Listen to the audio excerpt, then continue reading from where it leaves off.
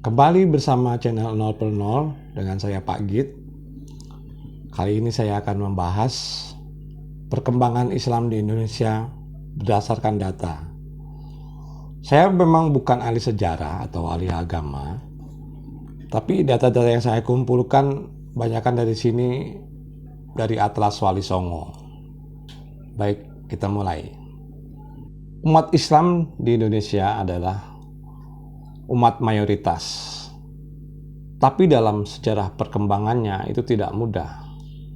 Ada jangka waktu panjang Islam itu tidak diterima oleh masyarakat di Nusantara ini.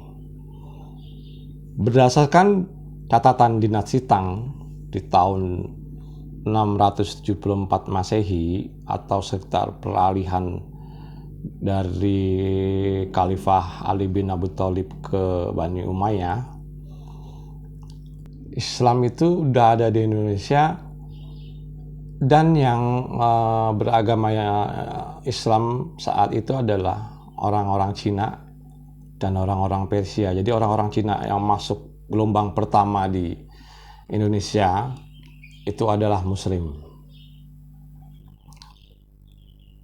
Kemudian berdasarkan kitab Musyoroh, kitab lokal, itu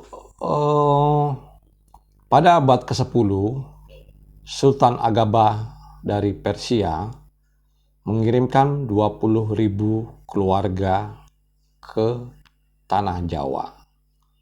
Tapi apa yang terjadi? Setahun kemudian 20.000 keluarga itu tinggal menjadi 200 keluarga, yang lainnya mati. Mungkin ini kalau yang ini analisa saya ya. Mungkin pada saat itu kan masih ada agama Tantrayana yang ada memuja Arca Birawa itu. Arca Birawa itu agama Tantrayana itu patungnya itu sekarang masih ada di Monas, Museum Nasional itu. Itu arcanya adalah seorang raksasa yang di bawah kakinya itu ada tumpukan-tumpukan tulang-tulang manusia gitu, atau tengkorak-tengkorak manusia. Jadi mungkin mereka pada saat itu kiriman dari Sultan Agabah yang ini banyak dipakai sebagai tumbal pada saat mengadakan acara ritual dari agama tersebut. Pada saat itu Sultan Agabah marah. Kenapa utusannya hingga banyak yang mati? Akhirnya dikirimlah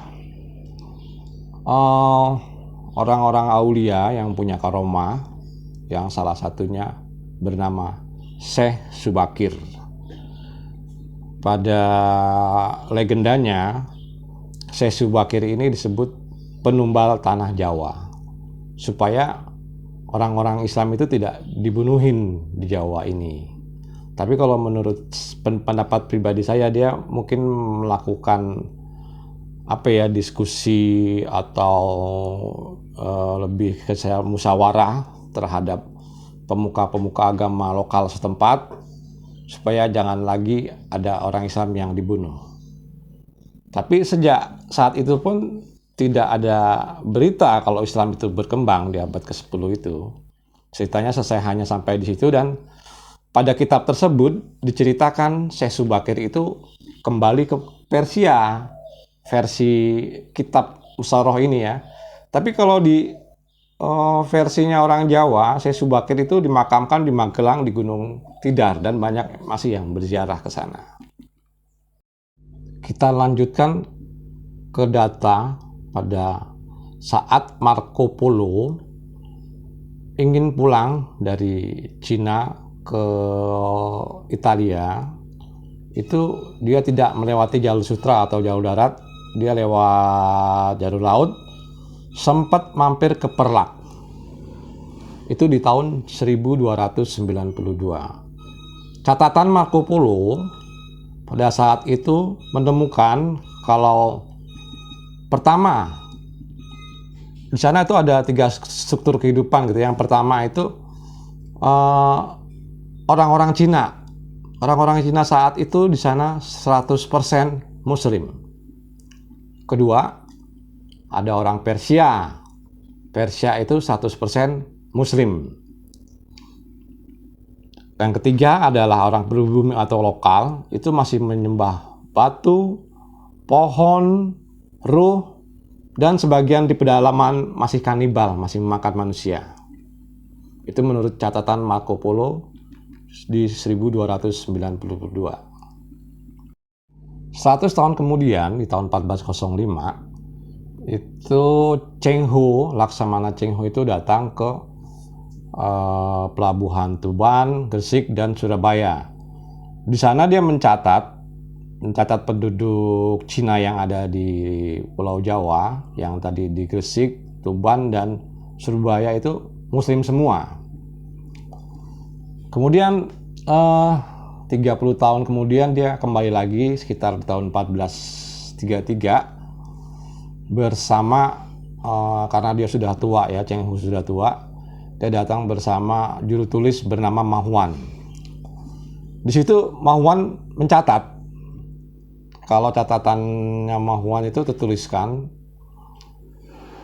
Pantura itu daerah pantai utara itu Cina Muslim, Persia Arab Muslim, lokal masih sama, masih menyembah batu, menyembah pohon, menyembah ruh, dan yang di pedalaman pun masih makan manusia. Dalam hal ini membuktikan bahwa Islam itu masuk dari 674 Masehi ke 1433, itu sekitar 800 tahun Islam itu tidak bisa berkembang. 7 tahun setelah itu, atau di tahun 1440 itu, datanglah seorang wali bersama dua anaknya, yaitu bernama Syekh Ibrahim Samarqandi, yang mempunyai anak. Yang pertama adalah Ali Murtado, yang kedua adalah Ali Rohman, dan mendarat di Tuban. Untuk sementara mereka tinggal di Tuban dan Islam pun belum berkembang. Syekh Syekh Ibrahim Samarqandi ini meninggal. Setelah Syekh Ibrahim meninggal, kedua putranya ini menuju ke Majapahit. Kenapa mereka ke Majapahit? Karena bibi mereka dikawin oleh Raja Majapahit. Dan singkat cerita, boleh dikatakan ini nepotisme lah gitu, karena keluarga terus dikasih jabatan gitu ya. Jadi Ali Murtado itu diangkat menjadi Menteri Agama Islam. Pada saat itu di Majapahit ada 4 kementerian agama, maksud saya 4 kementerian agama Islam, 4 kementerian agama. Yang pertama adalah agama lokal. Menteri agama lokal adalah Menteri Agama Kapitayan, kemudian Menteri Agama Hindu, Menteri Agama Buddha, dan untuk yang pertama kalinya diterima adalah yang nomor 4 ini, baru pertama kali itu dibuat dan dipimpin oleh Ali Murtado tadi ya, dan bertempat tinggal di Gresik ya. Kemudian Ali Rahman sendiri diberikan jabatan sebagai imam masjid di Surabaya. Nah, Ali Rahman ini yang kita tahu dalam Wali Songo adalah Sunan Ampel. Dari Sunan Ampel ini lahirlah Sunan Derajat, Sunan Bonang, kemudian mempunyai murid Sunan Giri, Raden Fatah, dan lain-lain. Dan mereka membentuk Wali Songo di tahun 1470. Kemudian setelah 40 tahun dibentuknya Wali Songo, sekitar di tahun 1513, datang seorang Portugis yang bernama Tommy Pires dan membuat catatan Penguasa-penguasa di daerah Pantura Tanah Jawa, adipati-adipati itu semuanya Muslim.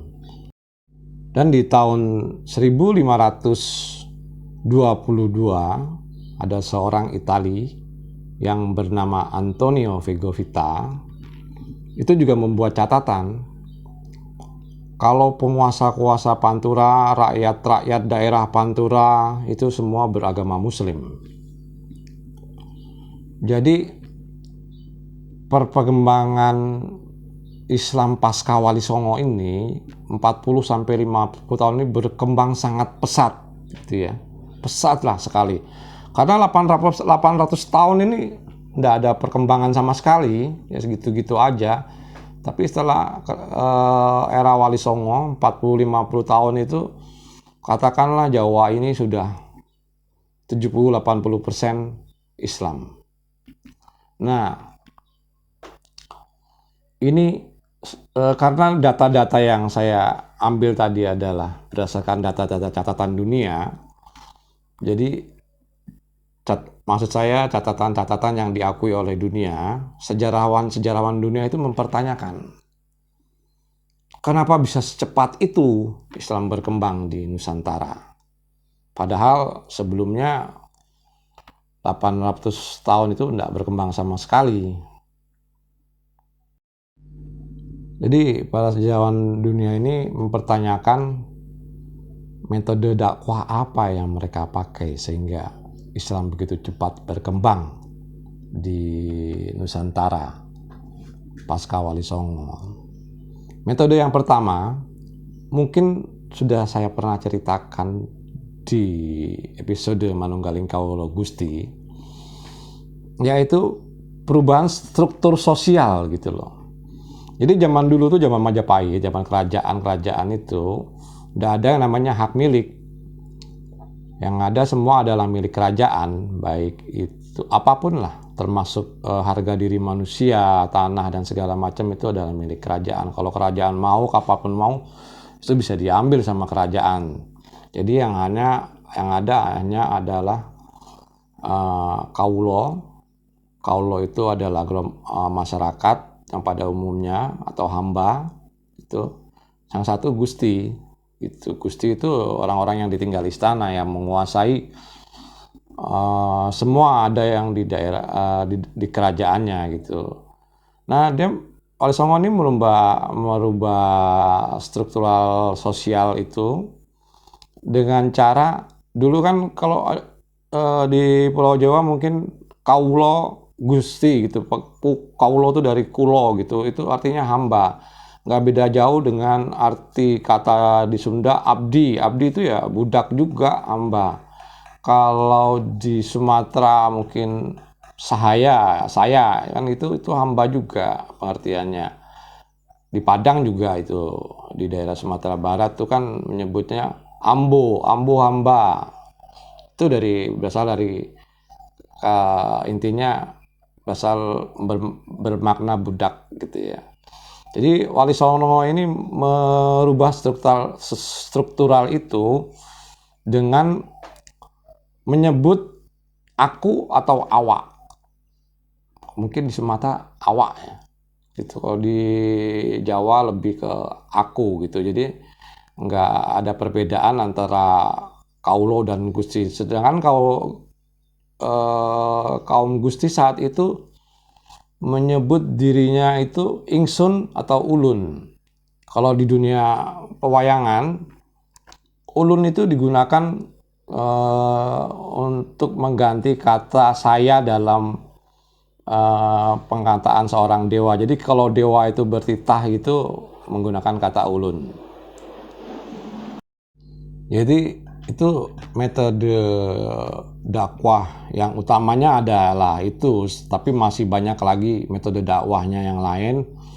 Mungkin saat dulu orang Jawa itu kan dikenal adigang, adigung, adiguno, atau mereka kalau sudah mengalahkan atau meremehkan orang itu senang gitu loh. Jadi akhirnya Wali Songo saat itu juga mengenalkan kata sabar gitu.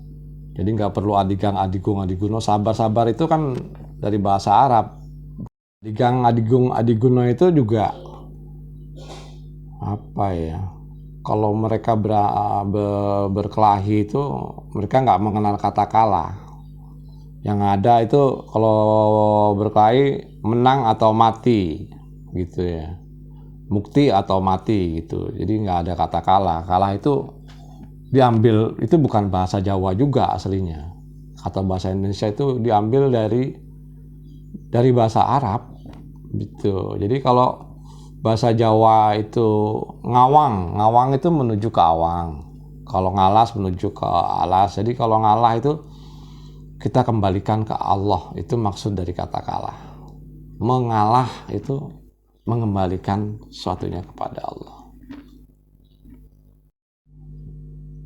Demikianlah cerita singkat saya tentang perkembangan agama Islam yang ada di Nusantara.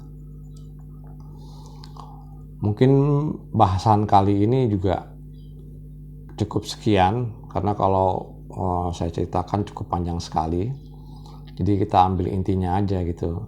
Intinya itu dari data-data dinasti Tang, dari datanya siapa, Marco Polo, kemudian ke Tommy Pires, ke Italia, orang Italia yang bernama Antonio Figafetta.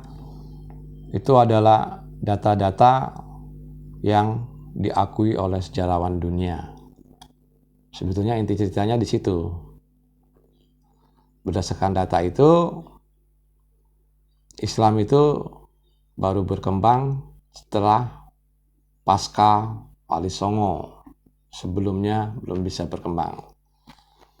Cukup sekian untuk kali ini, episode kali ini, dan terima kasih.